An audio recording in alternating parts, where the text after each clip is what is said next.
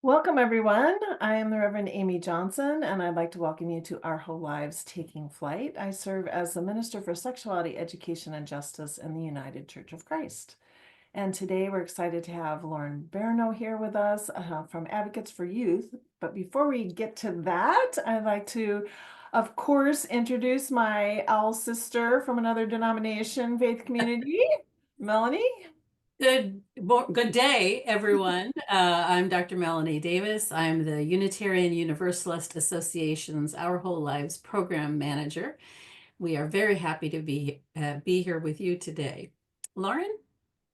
Thanks so much. My name is Lauren Barineau. My pronouns are she, her, and I'm thrilled to be here to talk with you all a little bit about strategies for working with your families as a part of the OWL curriculum.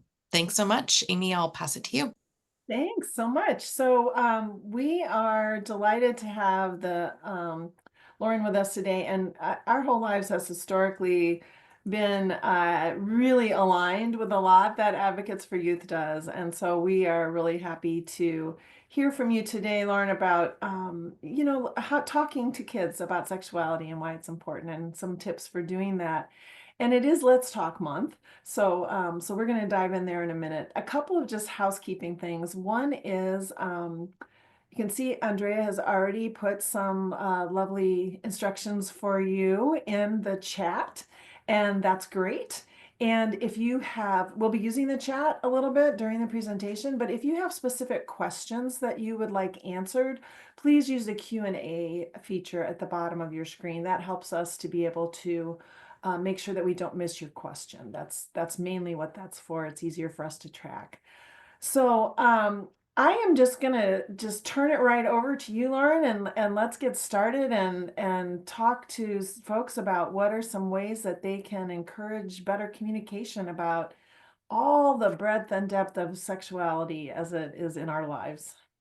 Yeah, absolutely.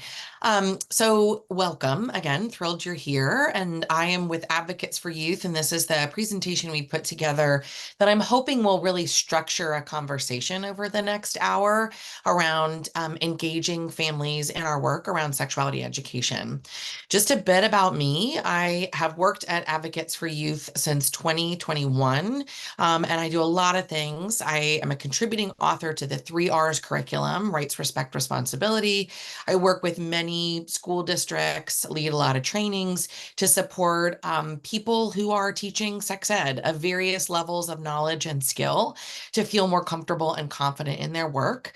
And I live in Atlanta. I've grew up here. I have now settled here with my two little people that keep me thinking very creatively about this work.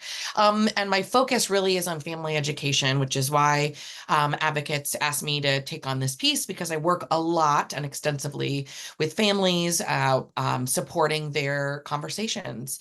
I'm also a pasta enthusiast. And I see somebody's from Seattle. I'm a huge fan of Brandy Carlisle. I say that sometimes when I introduce myself because I'm only a super fan of two things. One is pasta and the other is Brandy Carlisle. So give her and the band a shout out if you know them.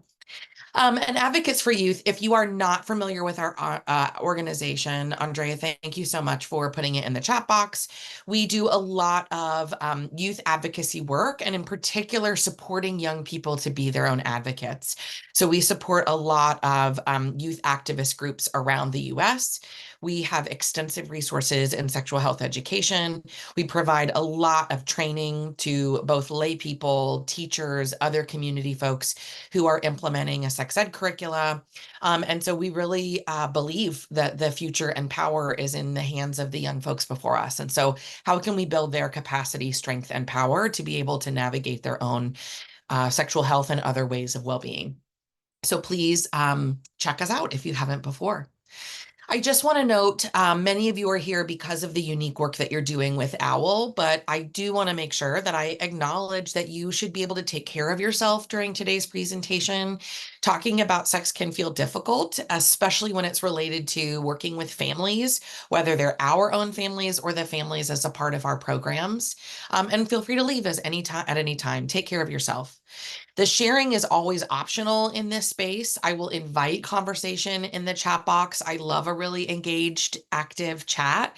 So great to see so many of you there. I see folks from Canada and California. And also, if that is not how you like to participate, don't, right? I want you to feel free to learn in a way that feels good for you. And I want to honor that we are all coming to this work in a diversity of perspectives and our own sets of values. That's one thing we'll talk a little bit about today in terms of how to communicate with families in your organization and community is they get the right, they get the really exciting job of sharing their values with their kiddo. And so we all come into this conversation and this work with different values. Please let me know. I welcome feedback if I say something or do something that doesn't feel right or is harmful. And I encourage and invite you to share with others if they say something or do something that is harmful. That's okay to do in this space.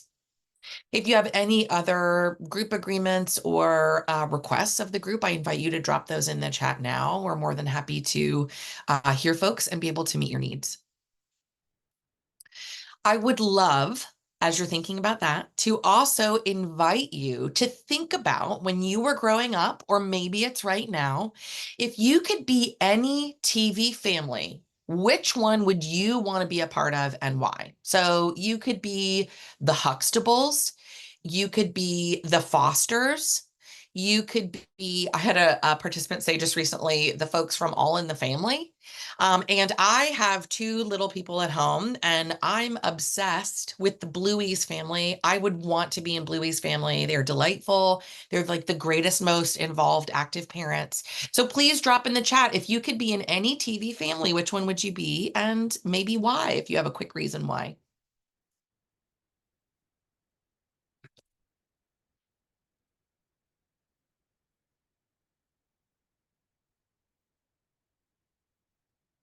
Oops, sorry. Let me update my chat to everyone. There we go. And if you want to make sure that you're updating your chat to everyone, that way everyone can see, that would be awesome. All right, Nicole's going to be in Mr. Rogers' neighborhood. Gosh, what a feel good place to be. That's a great family to be a part of. Any others? Where, if you could be any TV family, which one would you be and why? Ashley, the Addams family. I've never heard that one before. That's so good. They are very unique. Dogs are family. That's great. Modern Family, lots of laughs. Yes, thank you, Chris, for sure. A family that is able to laugh at themselves a little bit is one that I certainly appreciate. My family is not particularly serious. So yeah, that would be, oh, Puff and Rock, Kathy, that is a great show. That's the first show my kiddo ever watched. Such a sweet one. Already in the Addams family. Cool. Keep those coming in. I appreciate you all participating. So I will invite conversation throughout this, whether it's in the Q&A box, whether you'd like to come off mute if you can and share. But I wanted to start by sharing a little bit of data in terms of what we know about parent and child communication. And when I say family, I mean families really broadly. I mean, whether these are our families by choice, these are our multi-generational families, these are families of all constellations. These are families where one parent is at home. These are families where there are three parents at home. These are families of all types of sexual orientations and genders. These are adoptive and foster families. So I want to be really inclusive and name that intentionally. For shorthand, we often use family in the slides and in the presentation, but that is our meaning and intent. So if you are working at all in sexual health education, you likely know that the data is very clear that young people that talk with their families about sex report a really positive set of sexual health outcomes. They are delaying their first experience of sex. They're having fewer partners. They have increased condom use. They have fewer STIs. And my personal favorite, they have even more ability to discuss sex with a partner. And we also know that talking about sex does not cause young people to become sexually active or engage in sexual behaviors any earlier. That is often frequently cited as families as a barrier, a concern for why they're not engaging in conversations. So we know that young people have strong, healthy outcomes when we talk with them, and we know we're not giving them any permission or ideas about starting sexual behaviors at an earlier age. Lauren, can I just pop in here? Please, yes, anytime. So I just want to say something about how definitive that is, because I have done some work with another organization with that one of the founders was an adolescent pediatrician. And he said, and this was years ago, and he said, I belong to national organizations that do research about all this stuff, and there is so much research that shows that talking about sex and sexuality with kids does not lead to them having an earlier sexual debut. There's so much research out there now that is so definitive about that, that there are places that just won't fund any more research because we already know the answer. So it's really, really true. I just wanted to exclamation point that for us today. I love it. What a great thing to be able to share with other groups, that it's unfundable because it is so true. That's really incredible. And for the first one too, I work with a group of fabulous interns, and they just prepared another review of some literature and meta-analysis, which is a fancy way of saying looking at multiple studies. So sort of analysis after analysis after analysis comes back with just how beneficial it is to talk with kids about sexuality, and in particular among families. And I want to dig into kind of what that looks like in particular. So when you start to look into the nuances of the data, we learn a little bit more about family communication. We know that daughters are talked with way more frequently than sons, and I recognize that as a fully binary approach. And mothers are almost always the communicators. So we have an overburdening on someone identifying as female and a caretaker to be the communicator or lead or start this conversation, and it's happening more with daughters. Not only that, we know that daughters and sons are getting very different gender-based messages about sexuality.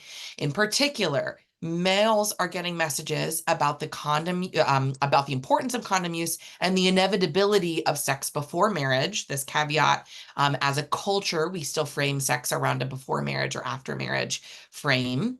I know OWL doesn't do that, but culturally we tend to still do that. And females get messages about delaying sex until marriage. So we're reflecting those cultural norms and long-standing gender stereotypes in how we're communicating with young people about sex, colloquially in our families. And these talks are almost always framed in terms of warning and consequences. Rarely are families talking about the positive aspects of sex and sexuality. They just are not there. And I had the absolute pleasure of growing up in what I would call a sex positive family, meaning that my parents talked with me openly. They were very clear about their values and expectations for various things. And when I got to college, I was shocked to know that every family did not grow up like that.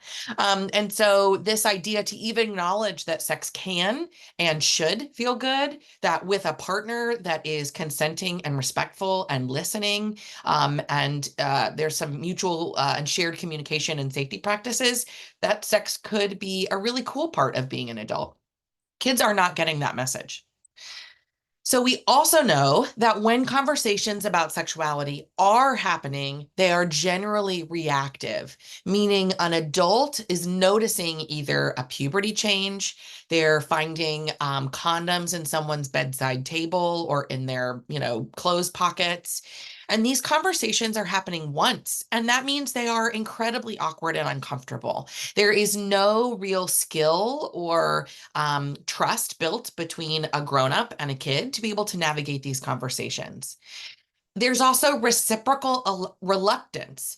Each person says, well, okay, my parents know they can talk to me. They'll tell me if they want me to know something about sex. And parents are literally saying the opposite. My kids know they can ask me anything. No problem. I'm very open. And so because each person is expecting the other person, the kid or the grown-up, to start the conversation, it just adds to increased delays and inability to have that conversation or build that skill. So everyone's perceiving themselves as open and askable generally, and no one is actually doing it, having the conversations. And then lastly, we know that when parents talk, they really focus on informational topics only. STI prevention, warnings about pregnancy, focused on consequences. Those are the type of messages that adults are sending kiddos. And when we talk, we're using veiled language and euphemisms. So we're not saying vulva or vagina or scrotum. We're using other, maybe special only to our family types of language or slang for body parts or behaviors, which then become difficult and complicated to explain to someone else, whether it's a partner, whether it's a medical provider, in trying to understand exactly what's going on with a person's body or a sexual behavior. And parents had a lot more talks again about sexual decision making and how it relates to various consequences or what behaviors not to do than they're talking at all about emotions, relationships, or romance, which are all crucial parts of our sexuality as people, crucial parts of how we navigate relationships with others, how we understand our own boundaries and bodies. And that is really just not a part of family conversation. Lauren, if I could jump in here, Please, yes, I'm going to check the chat. one of the things that I like to mention to parents when I'm talking to them is that they also need to talk about the ways that pleasure can happen, because often young people think, well, I'm either doing nothing or I'm going all the way. And all the way can be intercourse of, oral, anal, or vaginal, but nobody's talking about the joys of just groping each other and stroking and, cuddling and all that. And that I think is awkward for parents because it goes to like more technical, what would it mean to take your clothes off and touch somebody, but that's a huge gap, I think, in the conversations that parents are having, that there are other things, and Our Whole Lives does address that. So we're pleased about that, but yeah, that's important too. Absolutely. Thank you so much. I was just skimming some of the comments about the importance of being able to wear what we call often in the field internal and external condoms. So they don't refer as much to the parts of the body they're worn on, but instead how they are utilized. So an external condom is likely the type of condom a person would be familiar with, whereas an internal condom is a kind that can sit inside a vagina or it can be used inside of the anus. Yes, not talking about non-sexual contact seems related to not talking about emotions and romance. Spot on. It's like you guys are great at this because that's where this is going. Before we move into how we think about sexuality in a much more broad way to support families' conversation, I would just love to hear from you. Like many of you have shared in the comment box, but what about this data surprises you? What about this data doesn't surprise you at all? What has been exciting as you've seen parents talk with kids about sexuality? What has been frustrating in trying to get families to engage in conversations? I just want to open it up for comment or discussion, again, in the chat or off mute. Yeah, we're not, it would Oh, be. not able to unmute. Yeah, totally. But also, as people are doing that and putting that in the chat, we do have a couple questions in the Q&A around, Yeah. and they seem to be related around, what about the children being exposed to age inappropriate content and online pornography? And we know that, that is a huge issue right now and has been. And there was I believe it's really an old study now, maybe 15 years old, about the first age that the average age that boys see sexually explicit content online, pornography online, was 9. Mhm. And that was, I believe, out of Montreal. Mhm. So we know that that's a huge issue, and we know that there are lots of consequences to that. We had Debbie Herbanek on an earlier webinar this year talking about that, and how youth are inadvertently learning. They're thinking of that as their sex ed. Maybe they don't have any other access to sex ed. Maybe it's not being taught in their schools. Maybe it's not. Maybe it's abstinence only. Maybe they are curious. It's so easy to access, unfortunately, that there are a lot of things that are happening and starting to be more, you know, common, like rougher interactions and the choking and asphyxiation and those kind of things. So I know that I would say that when we have more conversations and are able to talk about what is healthy and what our values are, that is helpful. It's helpful to kids so that they have something to compare. If they do see that, they they have some other way of looking at relationships in a healthy way. And also, I think parents need to be prepared to talk about what happens if and when they find out their children have been accessing porn. What would you two add?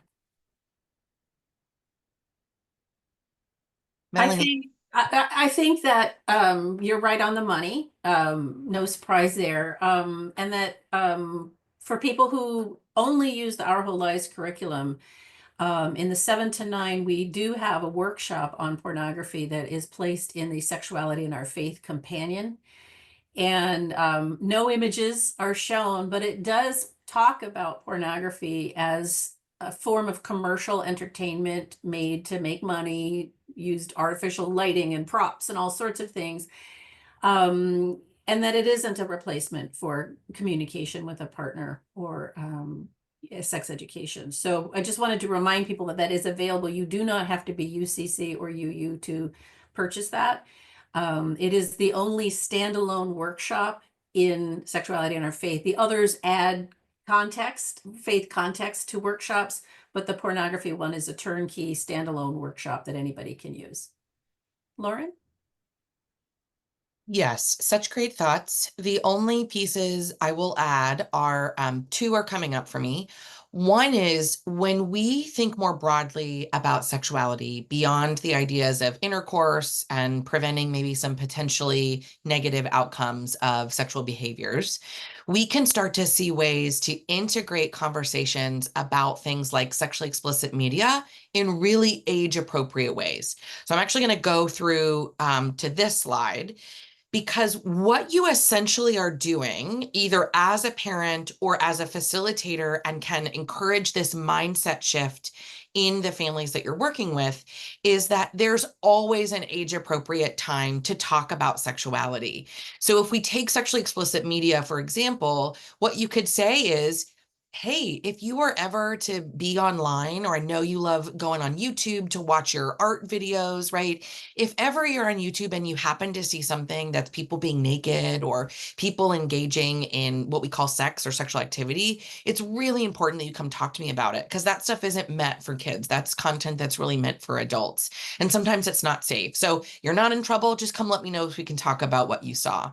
So that's a really easy age appropriate way to help kids be able to recognize and sort of self-monitor their own information. I saw your note, Kathy, about monitoring is really important, but monitoring should go along with conversations and navigating that those conversations about what kids may see. I imagine the first time a kiddo gets a device or a tablet or a phone or a very cool smartwatch, right?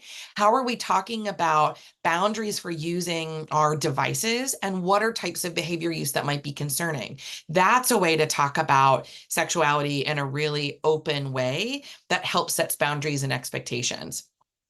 And the other thing I thought that was really interesting, that I just read, was it like a week or 2 weeks ago? This was a small study among students receiving sex ed in Massachusetts.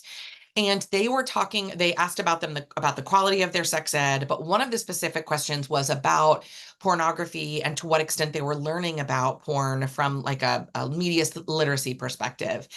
And the young people in the study were reporting that even though they understood that porn and sexually explicit media was not actually real, people were still utilizing it as a teaching tool to get information about what sex was really like, right? Or what behavior should, quote, really look like.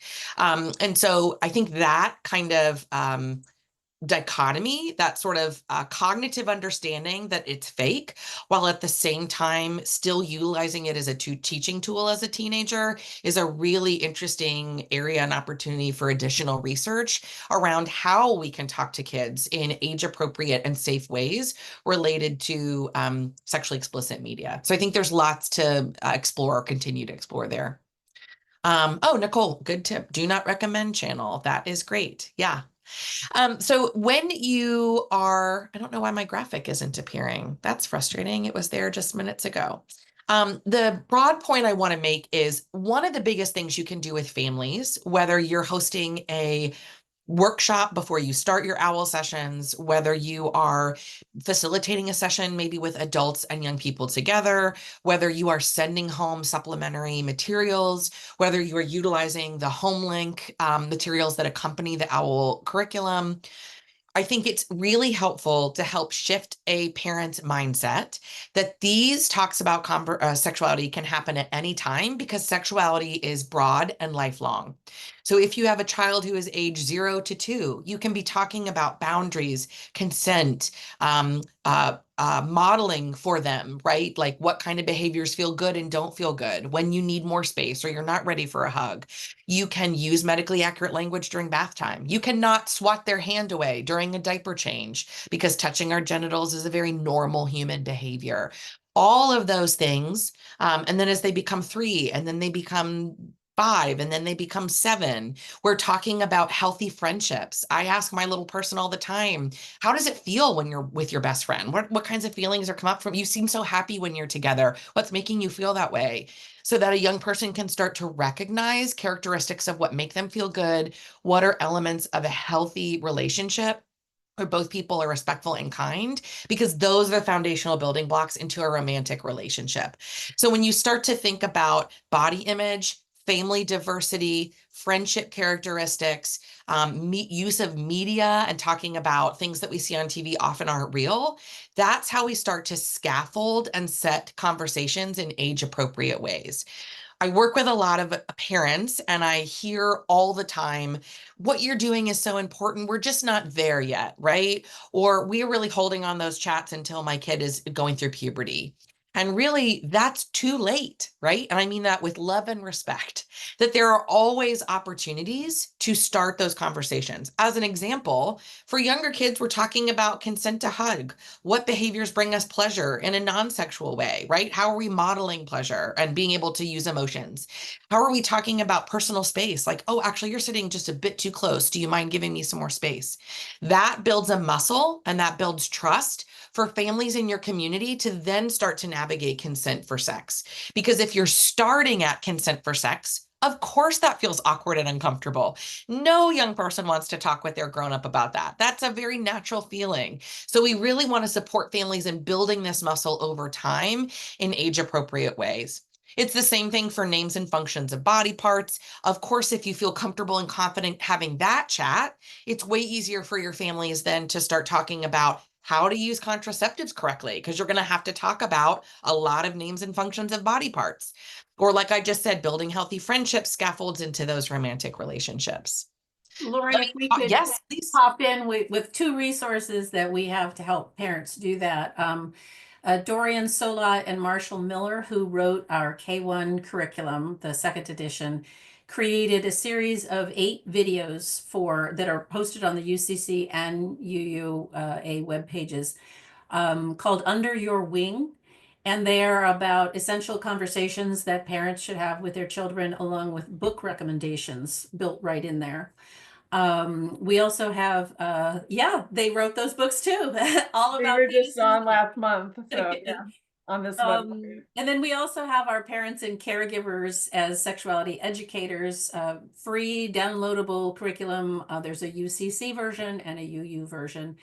And those can be done either individually, a family could go over it, or parents could go over it together, or in a group, either online, in person. And those are designed to foster conversations about, how did I learn about sexuality? How would I like my children to learn? And ways to have those conversations. It is not this is an STI conversation. It's not about these are the facts about sexuality. It's more like these are ways to talk about sexuality. And then you can find the resources here to learn more basic information if you need it. So just want to make people aware of those 2 wonderful resources we have for parents and guardians. Thank you. Yes.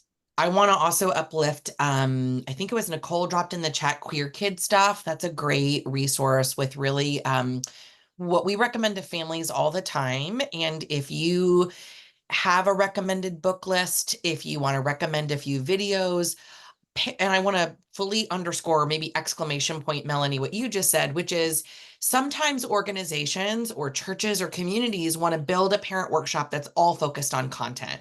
We want to talk about STDs. We want to talk about pregnancy prevention.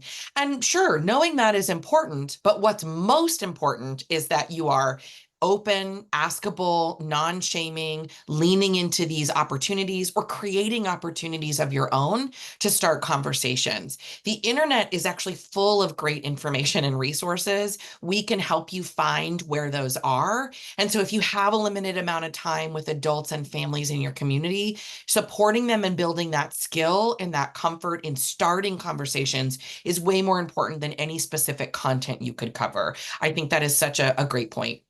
Lauren, there is a question. Yeah. A person said, I have one daughter, age 13, whose focus seems to be mostly on gay and trans issues rather than sexuality per se. How do I bring up sex at all? And of course, we're talking about gay and trans issues are part of the big umbrella of sexuality. But what would you say to this person? Yeah, I think that's a great question. And I would certainly, as a 13-year-old, let your kiddo lead in what they're interested in. But I would use their, or maybe leverage, that feels like a negative word, honor their interest in gay or trans issues and open the door to how are folks navigating dating or relationships with identities which may be marginalized or may not be as visible in some of the sexual health content that you're getting. Or do you find that folks are feeling frustrated in dating? I find that when we don't ask kids questions directly about themselves, rather we're asking broadly, what's happening with people you know? What are you seeing? That tends to take the spotlight off of an individual teen and onto what they're noticing about their community at large. You might be able to parlay that into, as you get older, as you start to navigate love, relationships, and even sex as a queer person or as a person that cares about queer people, we can talk through some resources, or I'd love to be a resource to you to answer questions because that may not be as easy to find when you're looking for it. So you're setting yourself up as an askable and resource focused adult. You are indicating that you're open to the conversation, and you're recognizing that many trans or queer experiences are not often included in mainstream resources. And so you can help a young person find those or be a support person to their community. Yeah, and I just want to reiterate, I know we've been talking about this throughout the webinar today, but just reiterating that, our whole lives does do this. It does encourage conversations at an age appropriate level and developmentally appropriate level around these topics. And that in the, especially with the younger children with K through 1 and ages 4 through 6, we have those home links that go home and give parents some tips on how to talk about what was talked about in the class today. So I know we're talking about that, and I just want to say it one more time that these are things that are very congruent with what we're doing in our whole lives. Well, and I'll add, Amy, I think it's really helpful because parents don't feel like they're often content experts. That is the cool role of doing this work in parallel. OWL is the content expert, right? A young person is receiving high quality, inclusive, medically accurate sex ed. And then the adult in their life whom they trust just follows up. How did it go today? What did you learn? What questions do you have? You may have talked about abortion. I want to share a little bit about what I think about that, or what I hope for you if you ever were to make this, need to make a decision like this, right? So finding opportunities to share your value, again, none of that included any content information. It established you as a trusted person to ask, and it provided an opportunity for you to share a value that you may hold or you may expect or wish for your kiddo. Speaking of values, and Andrea, if you'll drop it in the chat, one thing that I think is really important for parents to wrestle with or think about if you are structuring a workshop for parents or family members is, what are your values around various aspects of sexuality? And although we may have a general sense of them, oftentimes we don't know until we're really presented with a clear value statement. For example, it's okay for teens to have sex in high school. Agree or disagree? Or kissing is okay for 8th graders. Agree or disagree? Is it somewhere in the middle? Probably. But are you having a gut reaction? I would listen to that. What is that gut reaction coming from? Is that a gut reaction that's a result of maybe how you were raised or what you believe? Do you agree or disagree with that gut feeling? Do you want to share it with your kid? So helping the adults in your program or community start to be really clear about their own values and how they want to communicate those can be incredibly helpful. If we don't support families in navigating their own values around sexuality, we find that they tend to resort to gender-based messages. They tend to be more shaming in their communication. They just share the things that they heard growing up because they think it's what they're supposed to say, or they echo our cultural messages about sex, which, as you can imagine, are not always powerful or positive. So, really helping wrestle that idea about various values and what the context might be can be helpful. And I'll give you an example of what this sounds like. Is I will share from my own perspective. Growing up, I had a trusted adult that said to me, I really hope that when you're an adult, sex is a great part of your adult life. And sex is a natural part of being a grown up. I do hope that you wait until you're out of high school to make that choice, because I think you'll be able to find a partner that you're able to communicate with, that is easier to access safer sex practices and resources in that way, that you'll find someone that really knows and respects you better. But when that time comes, by doing all those things, I think you can have great sex. And no one else I knew growing up in, I'm going to say like the 90s, got messages like that, that there was nuance to what my trusted adult said, that there was clear expectation, but not a requirement, right? That this was their hope for me, but not necessarily their, what that was the only choice or the only option, and acknowledge the pleasure and positivity in sex. And that is just not something that kids are able to get. So when parents are clear on their values, they can craft or frame statements that better reflect those values to share with their kids. Here are some of my favorite resources. I would love you all to share some of yours as we go through this. Please put them in chat. Some of you have done that already. But just wanted to give you a sense, reflecting this idea that conversations about sexuality are broad and they happen over and across our childhood, what this might look like at different stages. At no point do we think kindergartners should know about condoms. And I imagine folks that may disagree or find concern with the work that we're doing would overblow and think that that's what I'm trying to say. And that's not at all what I'm trying to say. What I am trying to say is really simple language like naming body parts, or saying, hey, I don't want a hug right now. Could you step away? Or you look really sad. Is a hug okay? Or I see this all the time. You cannot grab a friend in that way if that's not how they want to play. Those are all learning to recognize our peers' emotions, modeling consent, setting your own boundaries as an adult, taking space during diaper changes to not shame or swat away a child's hand. Yeah, that's right, Nicole. They're learning about their body, developing a gender identity, and touching our bodies can feel good. That might be why they do it. Many kids in very early childhood touch their genitals as a comfort measure, right? It's not even related to sexual gratification in a way, but more a comforting gesture. So normalizing all of those things instead of immediately shaming them or telling them not to do it. These happen to be two of my favorite books. Love Makes a Family really acknowledges the diversity of family structures, and the way that love is what guides us, not any particular family constellation. My Nose, Your Nose is just a great way to name body parts. There is nothing about sexual or reproductive anatomy there, but it's a great way to talk about body differences between people, and that's totally normal. That's what we should expect. Thank you, Amy. Anything you want to say about your recommended book list? Sure. So this is, if you go to look at Under Your Wing, like this is what Melanie was talking about earlier, that our list of book recommendations is on that page if you're looking at those Under Your Wing videos. And these go through, it's quite an extensive list, actually. It's some pages long.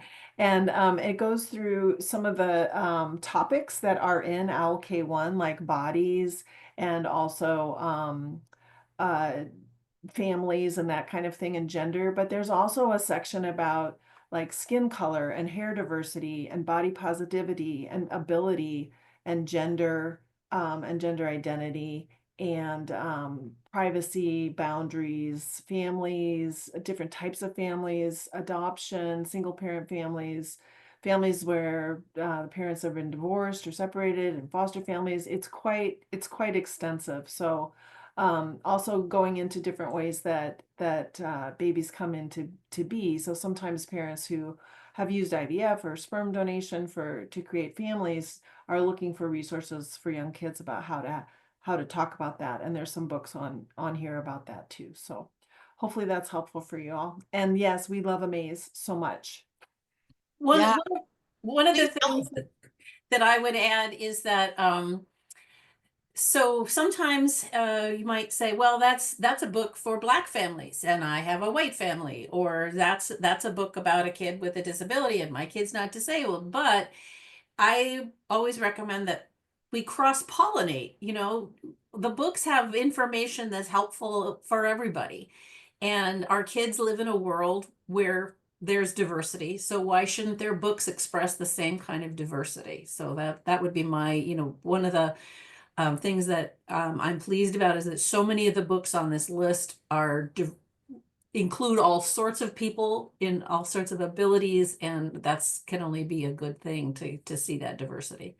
There's a brand new book out around disability for young kids, and I'm going to put the link in the chat too because I just got it and it was just released, but it's called This Is How We Play. Yeah, I think the more we can normalize body types, which isn't even necessarily explicitly related to sex or sexuality, it again sets that groundwork for when we talk about puberty and the ways that our bodies change and the ways that our adult bodies look different and the ways that we make different choices about our bodies. Some people remove body hair and some people don't. That is up to every individual person. And so again, these early conversations are of course not necessarily about sex in any explicit way. They are about normalizing the differences in our bodies. I could not recommend these two books enough, which I'm so thrilled to hear that they wrote some of your content. They are such a great intro explainer for 3 to 5 year olds about simple and easy ways to talk about genitals, which every 3 to 5 year old knows about. I'm sure you're aware. They are aware of their own. They're becoming aware that other people have genitals. They're aware that people's might be similar to them or different than them. And they're curious, and that's normal. And so this really helps sort of channel that curiosity in really helpful and positive ways. I also really recommend talking about, I love This Is How We Play. Thank you for sharing that. There's very few resources about love. I don't know if you all have one, Melanie and Amy, but in my early work on trying to figure out how to talk about, it's not just romantic love, it's how we love ourselves, how we love our families, how we love our pets, how we love our friends. That how can we provide kids with language about love and the different ways that that looks and shows up for their lives. And then I really love this one particular book. Can I give you a squish? It's a story, so it doesn't feel particularly talky. It's a storybook, but it's all about setting boundaries in the ways we like to touch with undersea creatures. It's delightful. So figuring out ways, to your point, Melanie, that we should have stories that represents all parts of us, all parts of our community. And one tip I do for some books that are older and less intentional about language, I just change pronouns constantly because they're always he. And when I'm reading out loud, I just say they or I say her, right? I change parts of the book that don't feel good, and I give all families full permission to do the same. And then talking about and labeling our emotions. A big part of sexuality education is social emotional learning, how we recognize our emotions, how we name them, how we respond to them, how our emotions influence our decisions. And so providing families or encouraging families to start building a toolbox with their kiddo about naming emotions. Take a color wheel and print it out and put it on your fridge where red colors kind of are words for angry emotions and green colors are words for positive and happy emotions. So we are normalized talking about how we feel, and we're starting to practice new words besides just happy, sad, or angry, so that we can respond to that. The one piece I'll say about this, because I want to make sure we have plenty of time for questions, is please don't delay. Please encourage your families to start conversations about puberty early so that young people feel confident and prepared for when their bodies start to change, and maybe even recognize the ways in which their brains are changing. We know brain changes in puberty start much earlier than we ever notice or see physical changes. And so how do we navigate that? And I think the easiest conversation starter is, you may have noticed some of the people a few years older than you that look a little bit older. Do you wonder what that might be like? Have you wondered what causes that? And so small, gentle introductions to changing bodies, I think, can be really helpful in this age bracket. Um, yeah, I think that's all I'll say there. Those are some of my favorite resources. And then what I would love to share about 10 to 12, when kids are really in the height of puberty, they're clicking on their hormones, they're starting to feel feelings of attraction, or maybe they're not. One thing that you can encourage families to do is really honor the emotions of their preteen or teen. We dismiss those emotions quickly. This is puppy love. You're being so dramatic. I can't believe you're acting this way. How do we shift our framework or support families to shift their framework that those are very present and real feelings for teenagers? And one way to build and maintain that trust is to acknowledge that those feelings are real. So as kids start to navigate changes in friendship, changes in feelings of attraction, maybe first crushes, maybe changing relationships or the ending of an early relationship, how do we honor some of those feelings, which to us as adults may feel overblown or dramatic, but to them are incredibly salient? Yeah, and I just want to say, I think this Yeah. is so important. And I talk with parents a lot too about how these this is such an important time with those friendships, and oftentimes there's a lot of drama, right, in the friendship. And they're learning about communication, they're learning about trust, they're learning about sometimes betrayal, they're learning about all of these things in relationships with friends that are going to inform how they go into other relationships in their lives. So how we respond and how we show up for them and their big feelings at this age is really, really crucial. And I just wanted to say, when we talk about adults in that first 18 months of a relationship, we often use the word limerence Mhm. to, and that's the same thing that we mean when we're talking about puppy love. But somehow we don't say adults, oh, you're just puppy love. We use this patronizing language for little kids, but the emotions are just as strong, as you said. Yes. Cosign. The other last piece I happen to love these two books a lot. Puberty is Gross, but also really awesome. It's incredibly extensive, inclusive, and has some great pictures. And then this one I've not seen as much, but I find it is delightful. We need to talk about vaginas. And I just think it's great. So if that's helpful to you. Um, One shift I have really started to see in our field as sexual health educators, and then how that trickles out to us, some of us as lay facilitators, is shifting this idea of consent, and as that relates to sexually explicit media and sexting, or as it relates to sexual behaviors, that consent is really something that we ask of others. It is, of course, something we know our boundaries and we can communicate them. But for a long time, the frame was really on how do we get a young person to communicate their boundaries to others? And I'm hearing more and more language about how do we make sure that you are clearly asking for consent and honoring the response of another person before you engage in any kind of behavior. And that includes asking someone for nudes. That's not kind to do. And if they say no, you need to honor that, right? So it's not that the act of sexting, which we know many people do, is not inherently bad. It's the pressure or to send it without consent that's not ever okay, right? So how are we talking about consent in ways that puts more of the responsibility on the person who is seeking to do the behavior?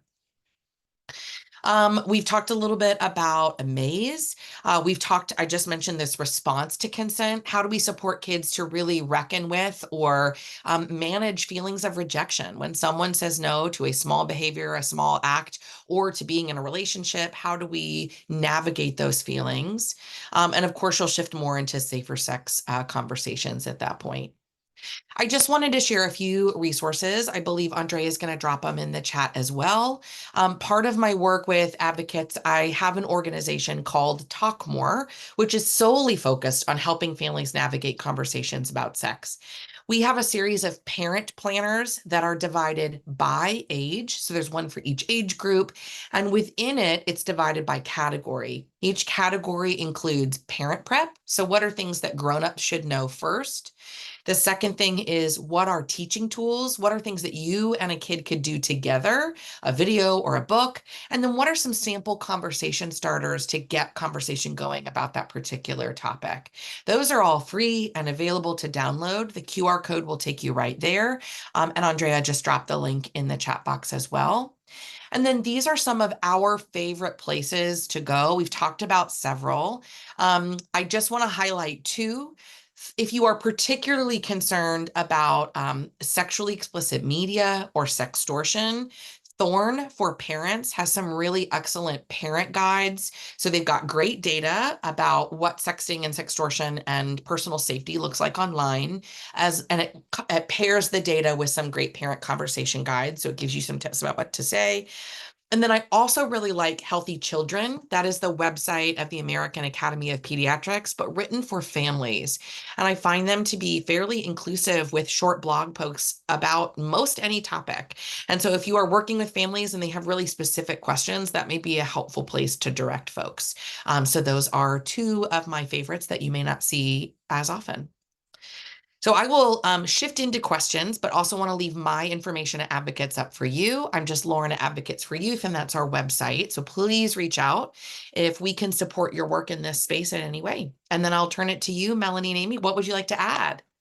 I just want to say, I know that there's several times, if you're watching this webinar afterwards, since we're recording, if you are wondering about the links that have been dropped into the chat, you can find them by going to the little description of the webinar underneath the video screen and clicking on more. And then we will post all of those resources there for you so you can see them. So no worries if you are watching afterwards, we've got you. So I wanted to make sure that people knew that. I want to just thank you, Lauren, so much. Yeah. Our our values align so deeply, and I think that one thing that is important for anyone who is an Our Whole Lives trainer or an Our Whole Lives facilitator to know on this call, or if you're watching afterward, is that we do heartily endorse these resources, and please use them. Please share anytime we can encourage our parents to have and caregivers to have more resources, to have more healthy conversations with their youth about sexuality in these ways. That's helpful, and that sings Our Whole Lives values all day long. So so please know that we are very appreciative of this collaboration around this topic. Yeah, and I would say that this could be something that congregations in churches could host a family night, like have activities for the young people, and the parents and guardians can gather and perhaps watch this webinar together. And then that's just another tool in the toolbox for the adults in learning how to talk with their children. And yes, we absolutely adore our partnership or our relationship with Advocates for Youth, and do appreciate your presence here today, Lauren. Yeah, absolutely. We love a lending library. If your church doesn't yet have a lending library, see if you can get some of these books donated, or this is a hot tip. I go to thrift books all the time if you're looking for cheaper, less expensive books, but love to be able to have things so it's not a barrier to access that families aren't able to purchase the books on their own, but they can use them from the community. I think that would be a great way to do it too. Yeah, absolutely. We did that at our church early on Yeah. when we did our Whole Lives program. It was really helpful. And I think that that's something that a lot of churches can do to add. Many churches have lots of books, in their places where they do Sunday school or faith formation or religious education with their children, and having those there, uh, different things about bodies and relationships and consent and love, right? All of those things really important, and that sing our UCC and UUA values as well. One of the things I would remind folks to do is to clean out their library periodically. If you've got old curricula, recycle it, don't donate it, recycle it, get yourself get the updated copies, but also with the books, because while there are some books that stand the test of time, there are also books that can do some harm. If you're reading a book that's totally binary about gender and you've got children in your congregation or in your family who are non-binary or trans, it's not supportive of them if you're only reading books that refer to boys and girls. So, as well-meaning as people might be in cleaning out their home libraries and giving you a bunch of books for yours, it's important to go through them to make sure that they're accurate medically and also as inclusive as possible. I am not seeing a whole lot of questions in the chat, and I think that we have gone through the ones in the Q&A that came up. I want to thank Lauren again so much for taking time to be with us here today. I hope that you all who have been here will share what a wonderful source of information this webinar is, and know that it will be up on our YouTube channel later this week or early next week at the latest. So it's accessible for people to watch. I know I'm going to recommend it to a whole lot of folks. Good. Also, oh, go ahead, Melanie. I wanted to mention to folks that there are, ongoing online trainings for facilitators and increasing numbers of in-person trainings. In honor of our 25th anniversary next year, Amy has a goal of setting up 25 UCC sponsored trainings in addition to the ones that are sponsored by UU congregations and other organizations. So keep your eye on the calendar if you have new facilitators that you want to add to your team. Yes, and we already have commitments for 20, so we're really on our way there. So we're excited. Yeah, that's like 80%. I know, Yeah. super. Letting you know what's coming up. I know that I wish like we had a drum roll cued for this because we are going to in November on November 6th. Melanie and I will be here and talking you through the updates to the 10th through 12th grade curriculum in anticipation that we will have it available for pre-order shortly after that. So we know that there have been so many different roadblocks and challenges and unanticipated delays in this curriculum. So we are so excited to be at the place where we are right now that we feel like we can actually have this webinar and talk you through some of those things in anticipation of your being able to access that document pretty soon. Yeah. So, And also, if you're still using your original 2014 version of the 7 to 9 curriculum, a couple years ago, we published some recommended updates. Well, we've done you one better this time. There is now a hard copy available of 7 to 9 second edition, reprinted with all of those recommended updates and many more. So you don't have to write them into your book anymore. You can just buy a new book. For those of you who may already have a copy of the second edition and don't have the budget to buy hard copies, we can make you a PDF available if you write to owl@ucc.org or owl@ubway.org. But be mindful that would be a PDF, so it's not as easy to use as a hard copy. we are so grateful for all of our colleagues in the UUA and UCC who work in the publishing process with us, and we appreciate all your patience. Our demand is quite outpacing our bandwidth and has been for a while, so we are very appreciative of your grace. Thank you Yes. all so much for being with us today. We always enjoy having other folks on and expanding our Whole Lives community. So Lauren, thank you so much again for being here today. Just great information. And if you had mentioned earlier about slides, if people wanted that information, Yeah, I'll share those this afternoon as a follow-up. great. And we Thank you. will get that information in our follow-up email. And if you don't get that email this week or early next, and you would like some information, please feel free to reach out to me at owl@ucc.org. Thanks, everyone. Have a Take great care. Bye-bye.